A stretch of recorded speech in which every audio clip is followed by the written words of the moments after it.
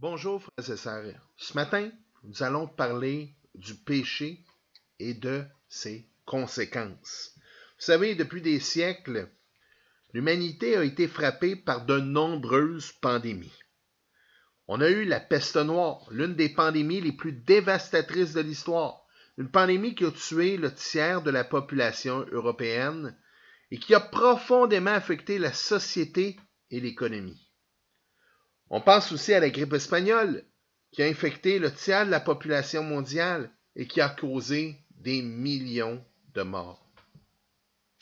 Il y a aussi la tuberculose et le choléra qui ont provoqué plusieurs pandémies, tuant des milliers de personnes et qui, malgré l'efficacité de notre médecine moderne, continuent d'être un enjeu sanitaire dans plusieurs pays du monde.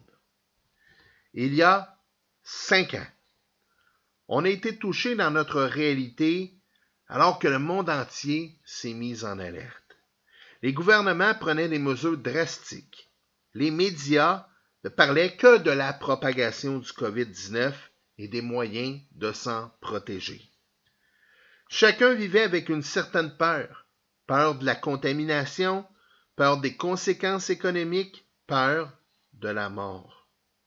Cette crise a révélé à quel point l'être humain est vulnérable et combien il cherche à préserver sa vie terrestre. Par peur, la majorité des citoyens du Québec ont accepté docilement de se faire retirer une partie de leurs droits fondamentaux. La peur a généré des querelles entre voisins et amis. On était encouragés à dénoncer toute personne qui désobéissait aux consignes sanitaires. La peur de cette pandémie a même envahi l'Église. Certains voyaient un signe de la fin des temps. D'autres voyaient le passeport vaccinal comme étant la marque de la bête. Tout cela étant dit, on est ici 5 ans plus tard. C'est ahurissant de voir à quelle vitesse la peur de cette pandémie et de ses possibles conséquences nous ont amenés collectivement à déployer toutes sortes de ressources. Fermeture des entreprises jugées non essentielles, mise en place d'un couvre-feu, port du masque, mesures de protection et de distanciation sociale, mise en place d'un fonds monétaire d'urgence, la PCU, mise en place d'un passeport vaccinal, et j'en passe. Pourtant, il existe une pandémie bien plus grave, une maladie qui touche non seulement notre corps, mais aussi notre âme. Étrangement, cette maladie n'apparaît pas sur les écrans des médias. Elle ne fait pas l'objet de conférences de presse journalières des autorités gouvernementales. Aucune mesure collective n'est prise pour s'y attaquer. Et pourtant, elle n'affecte pas seulement un petit pourcentage de la population, elle affecte chaque être humain sans exception. Il ne s'agit pas d'un virus biologique, mais d'un poison spirituel que nous avons tous contracté depuis la chute d'Adam et Ève, c'est-à-dire le péché. L'apôtre Paul nous offre un diagnostic clair et sans appel. On peut lire en Romains 5, verset 12. Par un seul homme, le péché est entré dans le monde, et par le péché est venue la mort. Et ainsi, la mort est passée en tous les hommes, étant donné que tous ont péché. Comme je l'ai souvent répété, le péché, c'est pas un simple problème moral ou un défaut de caractère. Le péché, c'est une corruption profonde de notre être, une rébellion contre Dieu qui nous sépare de lui et qui nous conduit à la mort.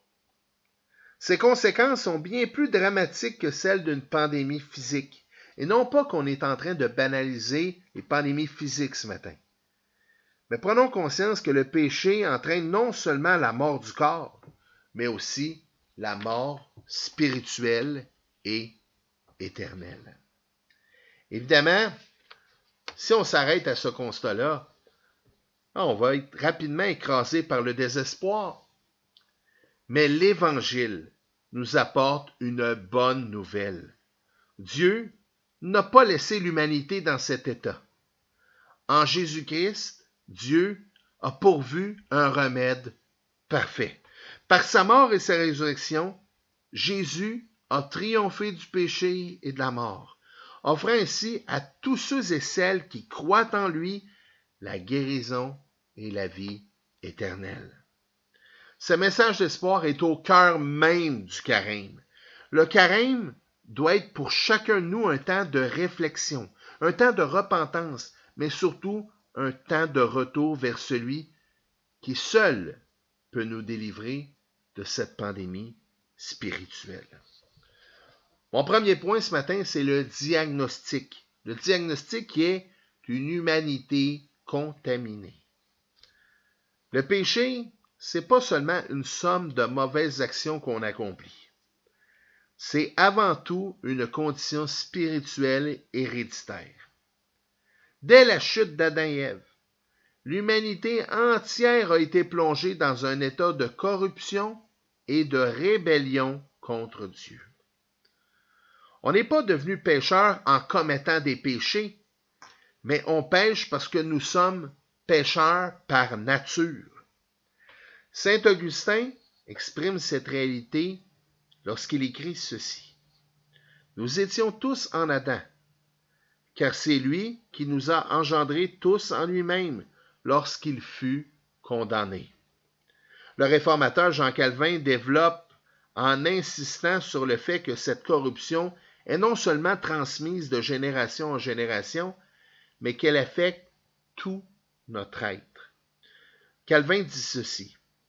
Le péché originel est une corruption héréditaire et innée de notre nature, qui nous rend coupables devant Dieu et produit en nous des fruits dignes de condamnation.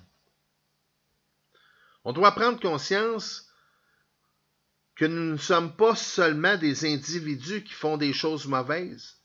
Nous sommes des êtres totalement dépravés, inclinés au mal, incapables par nous-mêmes de nous tourner vers Dieu. Mais là, vous allez me dire, oui, mais François, je suis une bonne personne, j'ai tué personne, moi, je vole pas, je donne de l'argent aux petits pauvres, j'achale personne. Voici ce que dit l'Écriture à ce sujet. D'abord, Romains 3, versets 9 à 11. Il est écrit, « Il n'y a point de juste, pas même un seul. Nul n'est intelligent, nul ne cherche Dieu. Tous sont égarés, tous sont pervertis.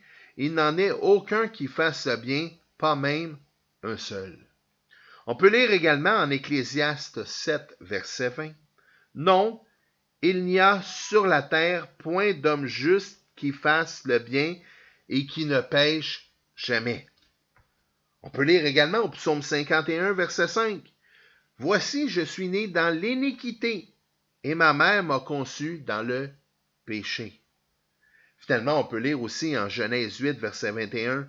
« Le cœur de l'homme est porté au mal dès sa jeunesse. » La Bible, elle est claire.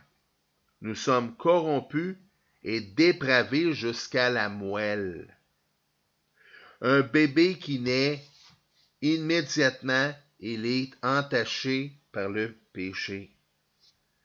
Maintenant, prenons conscience que le péché originel ne se limite pas à une culpabilité théorique.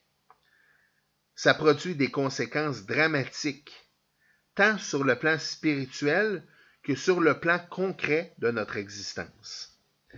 La première et la plus terrible conséquence du péché, c'est que ça brise notre communion avec Dieu. L'homme a été créé pour vivre en relation avec son Créateur. Cependant, maintenant, il se trouve éloigné de lui à cause du péché. Le prophète Ésaïe exprime bien cette réalité. On peut lire en Ésaïe 59, verset 2. « Vos iniquités ont fait séparation entre vous et votre Dieu, et vos péchés vous cachent de sa face. » Depuis la chute, l'humanité fuit Dieu au lieu de chercher sa présence. Adam et Ève, au lieu de courir vers Dieu après leur péché, ils se sont cachés. C'est ce qu'on peut lire en Genèse 3, verset 8. Il en va de même pour chacun de nous. Sans une intervention de Dieu, on reste aveugle et séparé de la vie éternelle. Ensuite, le péché vient pas seulement détruire notre relation avec Dieu, mais aussi nos relations les uns avec les autres. Le premier meurtre de l'histoire, celui de Caïn contre Abel, c'est la preuve que la jalousie, la haine et la violence découlent de notre nature pécheresse. L'apôtre Jacques met ça en évidence en Jacques 4, versets 1 et 2. Il est écrit « D'où viennent les luttes et d'où viennent les querelles parmi vous? N'est-ce pas de vos passions qui combattent dans vos membres? Vous convoitez et vous ne possédez pas. Vous êtes meurtriers et envieux et vous ne pouvez obtenir. » Dans notre monde moderne, ces effets se manifestent dans les conflits familiaux, les injustices sociales, les guerres, l'oppression. Frères et sœurs, prenons conscience que le péché est un virus qui contamine toutes nos interactions humaines. Nos interactions avec nos enfants, avec nos époux, avec nos épouses, avec les frères et les sœurs en Christ de l'Église, avec nos collègues de travail. Ça entache toutes nos relations. De plus, le péché ne se limite pas seulement aux relations humaines. Il affecte aussi la création elle-même. Paul nous enseigne que la nature entière souffre à cause de la chute. Il est écrit en Romains 8, verset 22, « La création tout entière soupire et souffre les douleurs de l'enfantement. » Les catastrophes naturelles, la corruption de l'environnement, les maladies et la mort font partie des conséquences de ce monde brisé par le péché. Ce que Dieu avait créé bon est désormais soumis à la vanité et à la destruction. Le puritain John Owen avertit avec force lorsqu'il écrit ceci. « Le péché est une maladie mortelle, et si nous ne l'étouffons pas, il nous étouffera. » Le diagnostic est donc sans appel. Le péché, c'est une pandémie spirituelle qui touche chaque être humain dès la naissance et dont les conséquences sont désastreuses. On est contaminé, comme je viens de le dire, dès notre naissance, séparé de Dieu, en conflit avec les autres et soumis à un monde déchu. Sans un remède divin, on est inévitablement condamné. Mais Dieu, dans sa grâce, a pourvu une solution en Jésus-Christ, le seul qui est capable de nous délivrer de cette maladie mortelle. Mon deuxième point, c'est Christ, notre seul remède. Face à la réalité accablante du péché et à ses conséquences destructrices, l'homme livré à lui-même n'a aucune solution. Frères et sœurs, en nous-mêmes, dans nos propres forces, par nos propres moyens, on n'a aucune solution de se libérer du péché et de ses conséquences. Aucun effort humain, aucune philosophie, aucune œuvre religieuse ne peut remédier à cette pandémie spirituelle. Mais Dieu, dans sa miséricorde, a pourvu un remède parfait et suffisant en la personne de Jésus-Christ. Paul exprime cette vérité en ces termes en Romains 5, verset 20. Là où le péché a abondé, la grâce a surabondé. Vous le savez, je le répète presque toutes les semaines si vous nous suivez, le salut ne vient pas de nos propres mérites, mais d'une initiative de Dieu, d'un acte de grâce souverain. Dieu a envoyé son Fils unique pour accomplir ce qu'on était incapable de faire, vaincre le péché et restaurer la communion brisée entre Dieu et les hommes. L'Écriture déclare en Jean 3, verset 16, « Car Dieu a tant aimé le monde, qu'il a envoyé son Fils unique afin que quiconque croit en lui ne périsse point, mais ait la vie éternelle. Frères et sœurs, la victoire sur le péché a été remportée à la croix du Calvaire. Jésus-Christ, pleinement Dieu et pleinement homme, s'est offert en sacrifice parfait pour porter la condamnation que nous méritions. Paul affirme cette vérité centrale de l'Évangile en 2 Corinthiens 5, verset 21. Il est écrit, « Celui qui n'a point connu le péché, il l'a fait devenir péché pour nous, afin que nous devenions en lui justice de Dieu. » Le réformateur Martin Luther décrit cet acte-là comme le grand échange. En Christ, nos péchés sont imputés à Jésus et sa justice parfaite nous est imputée en retour. Il prend notre condamnation et nous, on revêt la sainteté de Christ. Ce n'est pas simplement une annulation de notre dette, mais une transformation radicale de notre statut devant Dieu. Jean Calvin souligne cette œuvre substitutive dans ses écrits Les institutions de la religion chrétienne. Il écrit ceci. Christ s'est donc offert à la mort pour nous racheter, et par sa mort, il a expié nos péchés afin que nous obtenions la justice en lui. Grâce à l'œuvre de Christ, on n'est plus sous la condamnation du péché. Ceux et celles qui mettent leur foi en Jésus sont déclarés justes devant Dieu, non pas par leurs propres efforts, mais par la grâce seule, au moyen de la foi. Et, comme on peut lire dans Éphésiens 2, versets 8 et 9, cela ne vient pas de nous, c'est le don de Dieu, afin que nul ne se glorifie. Paul proclame cette vérité en Romains 8, verset 1. Il n'y a donc maintenant aucune condamnation pour ceux qui sont en Jésus-Christ. C'est un changement radical. Par la foi, on n'est plus ennemi de Dieu, mais enfant adopté dans sa famille. Existe-t-il quelque chose de plus merveilleux que ça? Le sang de Christ efface nos péchés et nous restaure dans une relation nouvelle avec le Créateur. Maintenant, si la justification est instantanée et complète, la sanctification, elle, est un processus. Par l'action du Saint-Esprit, le croyant est progressivement délivré du pouvoir du péché et transformé à l'image de Christ. John Owen souligne cette lutte intérieure dans son livre La mortification du péché.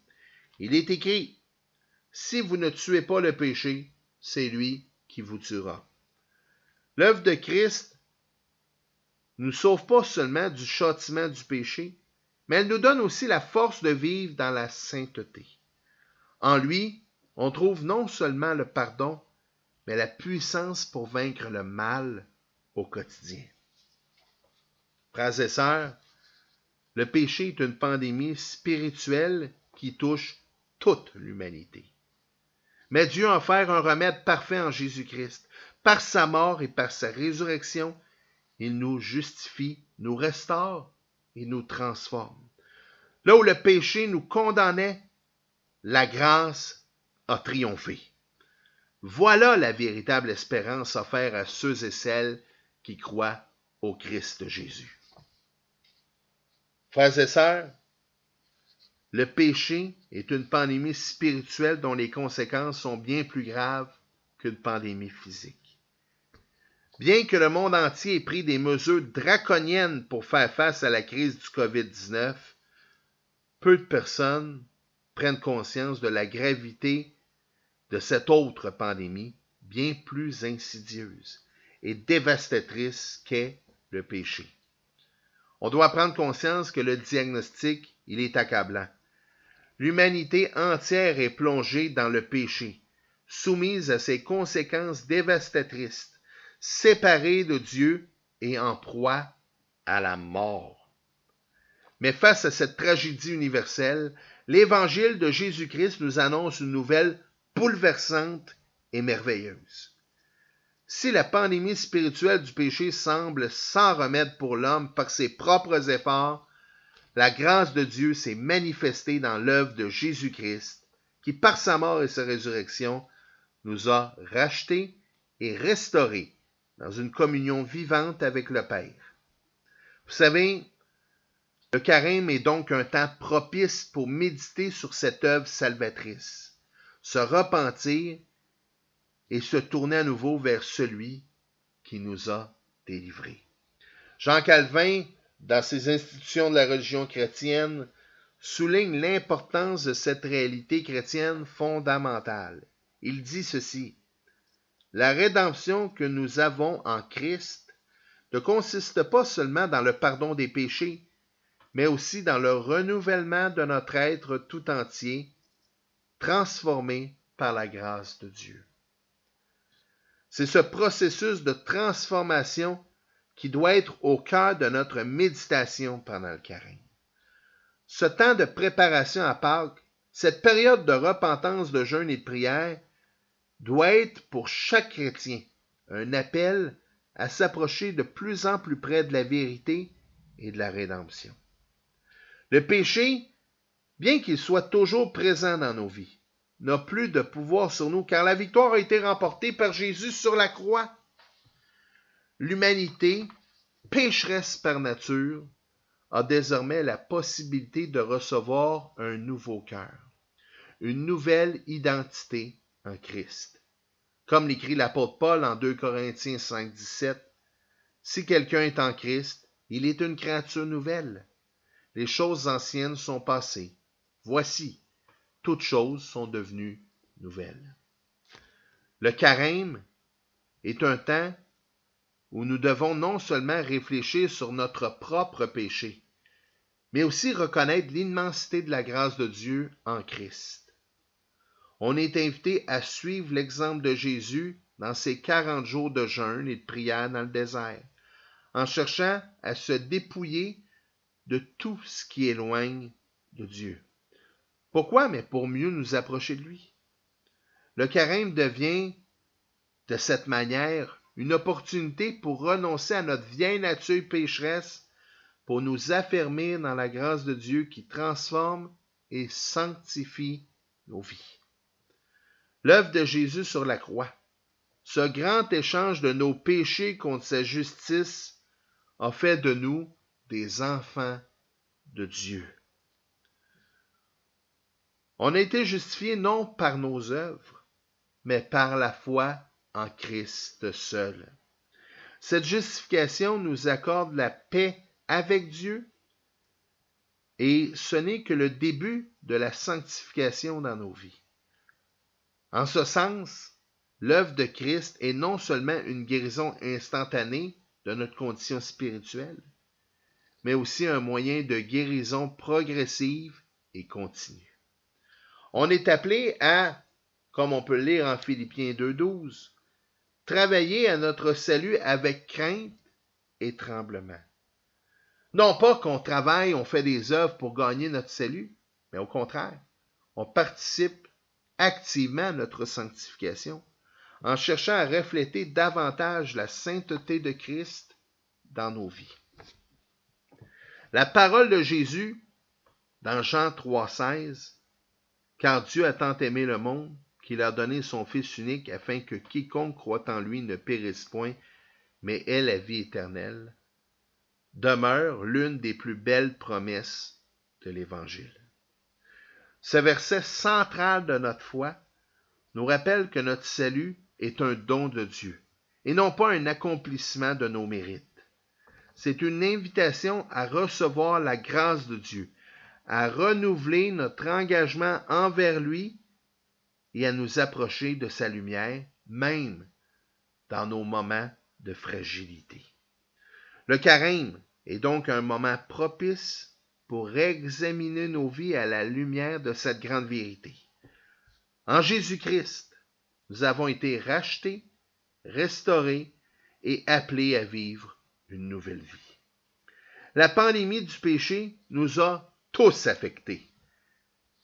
mais le remède qui est en Christ nous offre une espérance nouvelle. Là où le péché a abondé, la grâce a surabondé, pouvons-nous lire en Romains 5,20. Ce message, il est de plus en plus, il est toujours d'actualité. On ne doit pas se laisser emporter par le désespoir face à nos péchés, face à nos chutes, à nos échecs. On est appelé à se relever et à célébrer la victoire de Christ qui, par sa mort et sa résurrection, nous a donné accès à la vie éternelle. Frères et sœurs, en ce deuxième dimanche de Carême, tournons-nous vers Christ, notre Sauveur, avec gratitude, joie et espérance, afin de saisir pleinement la plénitude de la rédemption qu'il offre. Amen.